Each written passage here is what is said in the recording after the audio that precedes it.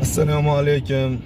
Men uchun aziz bo'lgan hurmatli aka-ukalar, opa-singillar, ustozlar, hammalaringni yana bir bor kirib kelgan 2026-yil yangi yillaring bilan yana bir bor tabriklab qolaman.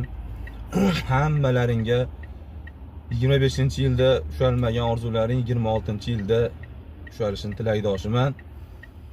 Ustozimiz Kamol Rahmatovni hamma taniydi. Juda ko'p shogirdlari ham bor. Juda ko'p do'stlari, qadrdonlari. Shu ustozni ancha mazalari bo'lmadi.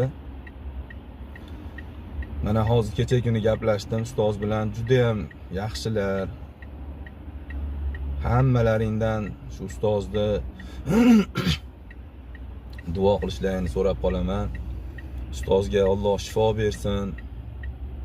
Ilohim yana sahnalarda bardavon torlar tushab, bardavon kuylashlikdi. Alloh nasib ro'za aylasin o'zi.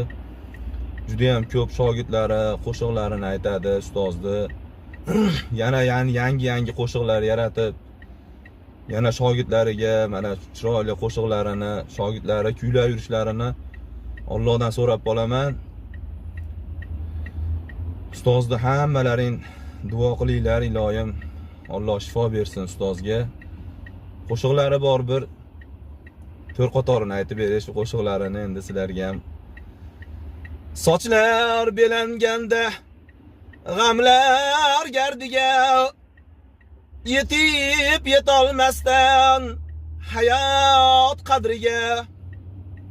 Sochlar belanganda g'amlar gardiga yetib yetolmasdan hayot qadriga. Nadib hayron bo'lmang qo'shiq dardiga. Bu sizni dardingiz, bu bizni faryod. Bu sizni dardingiz, bu bizni faryod. Ilohim sog' bo'lsinlar ustoz, umrlari uzoq bo'lsin. Yana sahnalarda ko'plab ko'rishlikni Alloh o'zi nasib ro'za aylasin. Hammalaring sog' bo'linglar, salomat bo'linglar.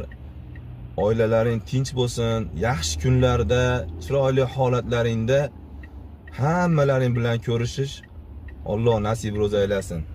Sog' bo'linglar.